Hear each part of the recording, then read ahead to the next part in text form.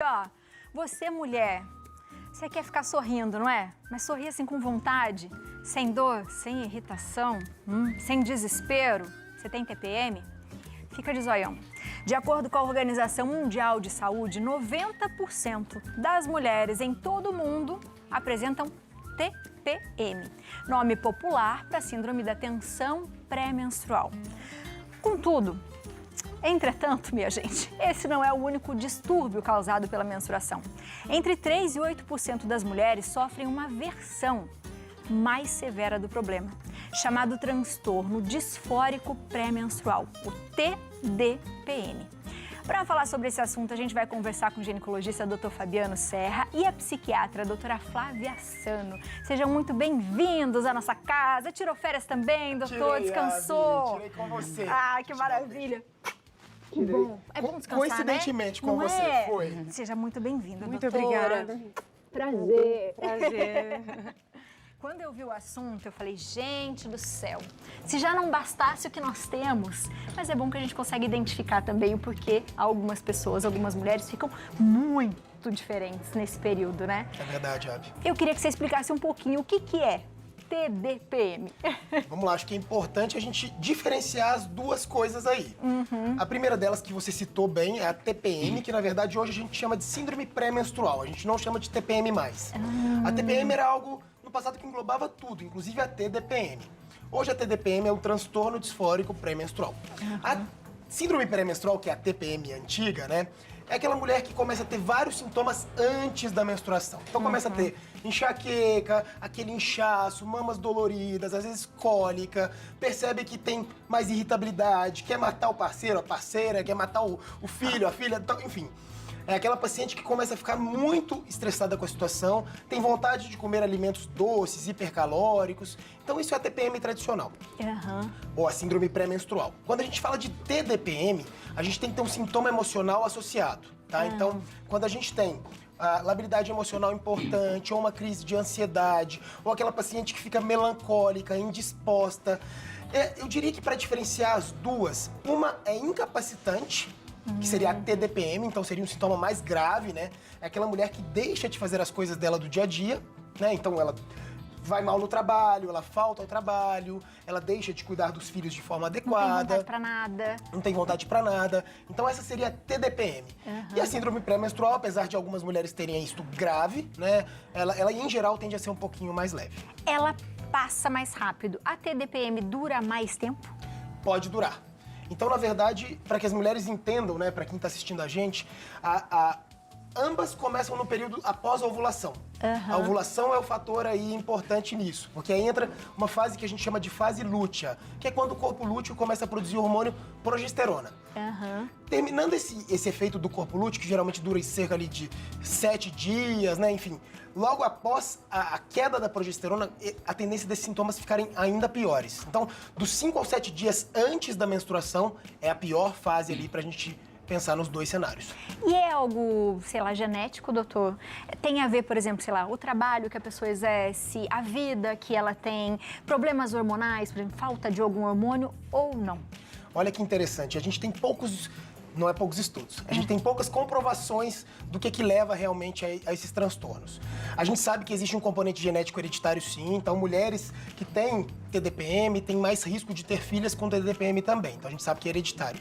Mas, por exemplo, trabalho, a gente sabe que o estresse pode influenciar. Então mulheres que já são ansiosas naturalmente, ou que têm distúrbios psiquiátricos já de base, isso também pode ser um fator contribuinte para a síndrome. Mas a gente tem muito pouco estudo, né, Flávia, falando sobre o assunto. E a gente sabe que hoje, por exemplo, mulheres que fumam têm uma tendência maior a ter esses sintomas. Mulheres que usam álcool, que têm uma alimentação muito desregrada, que não praticam exercícios físicos, então as sedentárias, as que são portadoras de obesidade. Então a gente tem alguns fatores de risco aí que podem piorar realmente. E doutora, é possível a gente confundir? Porque a gente estava falando agora do cansaço, né? E hoje a gente vê a quantidade de pessoas com depressão, com ansiedade, com síndromes de pânico, por exemplo, bipolaridades.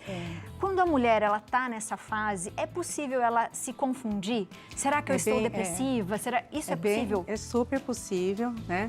Então, assim, a gente tem que ficar muito atento quando está investigando na história do paciente essa questão da TPM, porque às vezes até a paciente não percebeu ainda, né? E a gente estava até conversando, né, Fabiano, antes de vir aqui,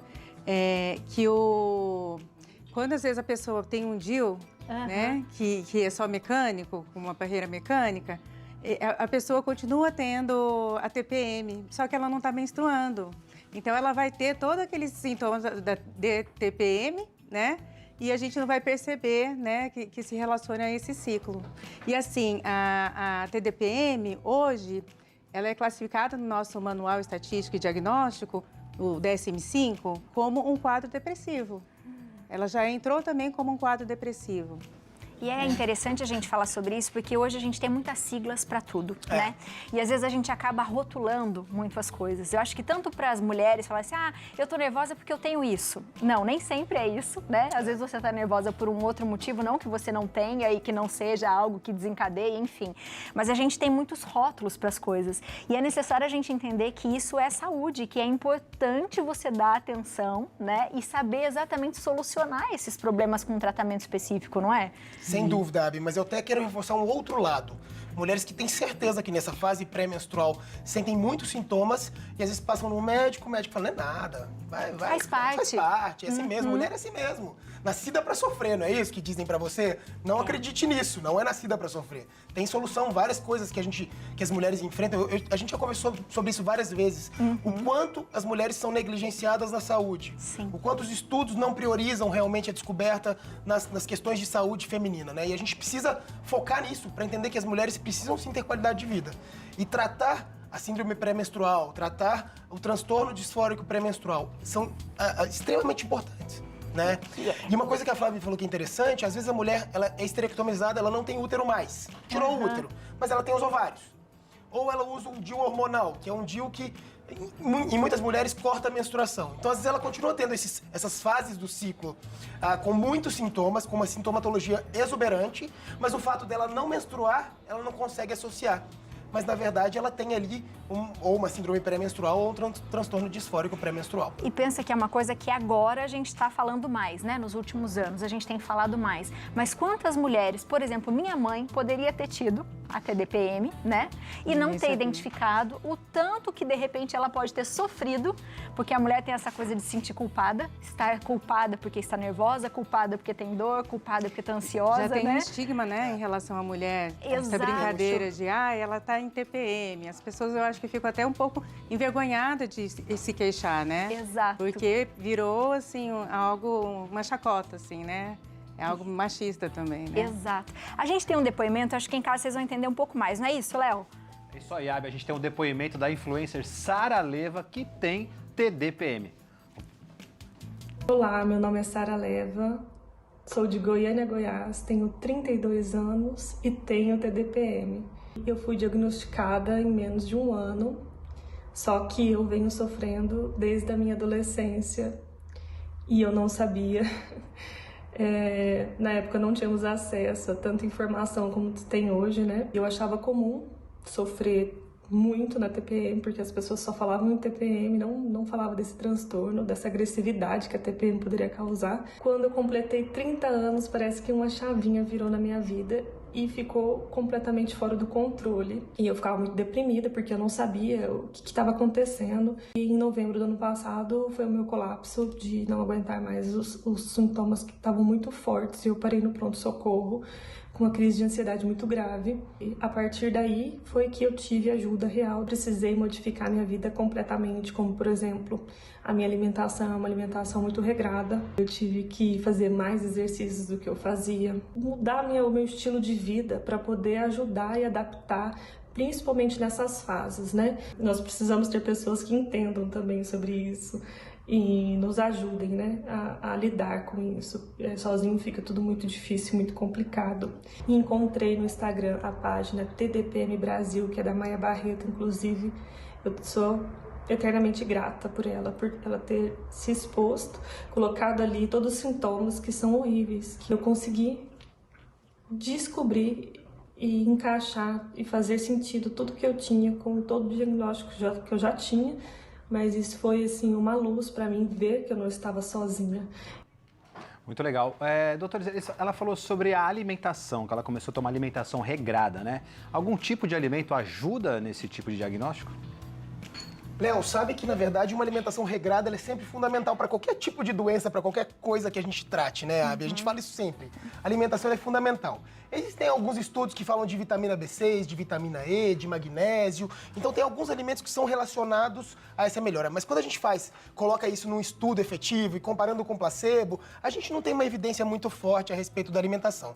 O fato é, mulheres que mudam o estilo de vida, e essa é a primeira medida que a gente faz no tratamento. Você vê, é a Sara, né? É. A Sara contou isso pra gente, que ela teve que mudar o estilo de vida e esse é o primeiro tratamento que a gente faz, né? Claro que dependendo, pelo que eu entendi, ela tinha um quadro realmente muito grave. E aí a gente já associa alguns medicamentos quando necessário. Mas a mudança de estilo de vida ela é fundamental. Então, uma alimentação regrada, prática de exercícios físicos, psicoterapia é descrito também como algo que muda esse prognóstico da doença.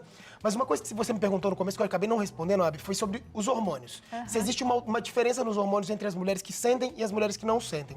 Os estudos não mostram essa diferença também.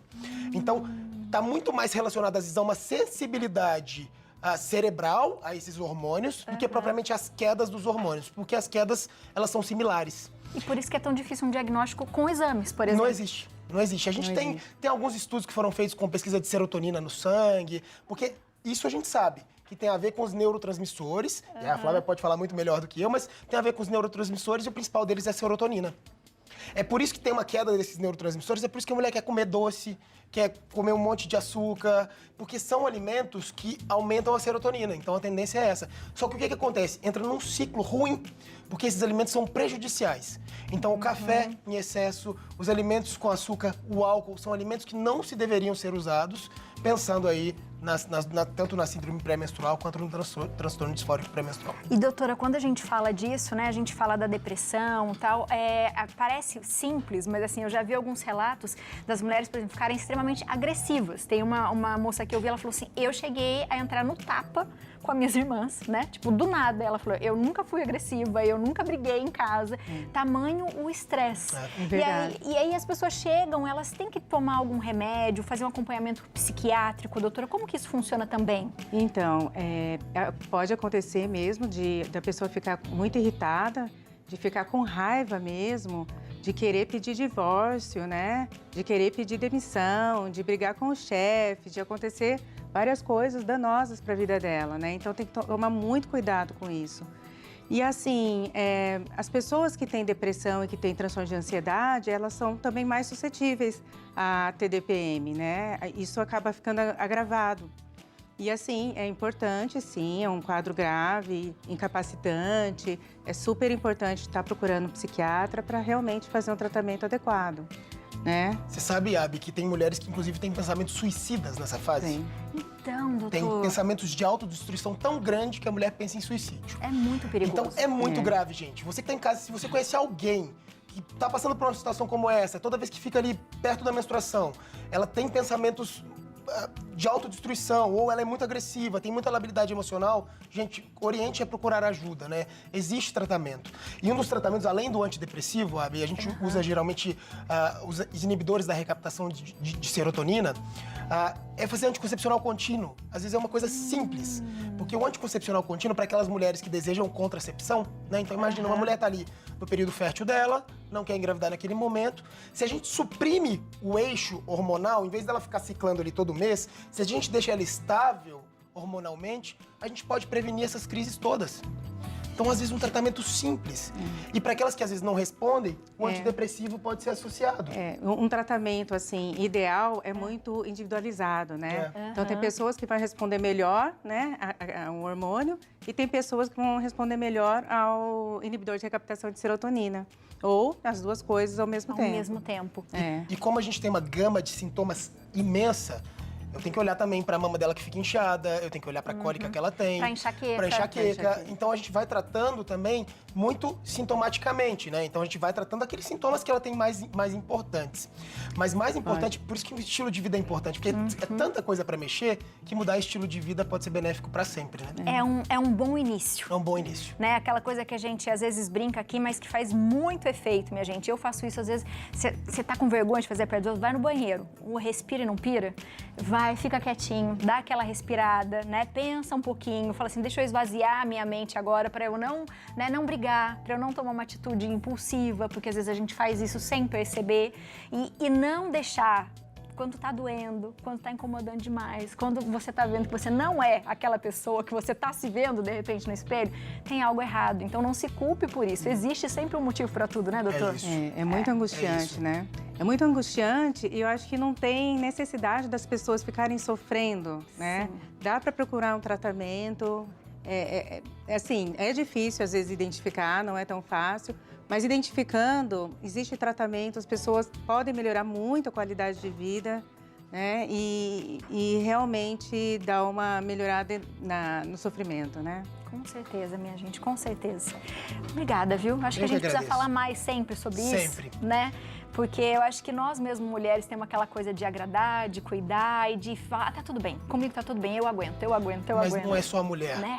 A sociedade impõe isso pra mulher também, né, Abi? Exato. E às vezes os médicos também. Não tô falando só médico homens, não. Médicas mulheres também têm, às vezes, um comportamento similar. Então, é o que eu sempre falo. Você que tá em casa, sente alguma coisa, passou no médico, o médico disse que não é nada, mas você tá achando esquisito, procure uma segunda opinião. Então, seja protagonista da sua saúde. Sua saúde pode melhorar se você correr atrás. E a qualidade de vida não tem preço, né? É isso aí. Não tem preço, não tem. Você de casa ficou com mais dúvida, quer saber mais? Manda mensagem pra gente, a gente volta a falar sobre esses assuntos e aproveita para seguir também os doutores, ó. O do Dr. Fabiano, @Dr. Fabiano Serra, YouTube também, Dr. Fabiano Elisei Serra, e o site drfabianoserra.com.br e da doutora Flávia Sano e o site flaviasano.com.br. Beijo pra vocês, viu? Obrigado. Ah, eu acho que tá tudo aqui, né, gente? Grande maioria. Tem, Né? tem componente. Se a gente conseguir dar uma limpada, uma faxinada aqui, a gente já vai ajudar bastante. Com certeza. Né? Psicoterapia pra todo mundo, Pra né, todo Abi? mundo.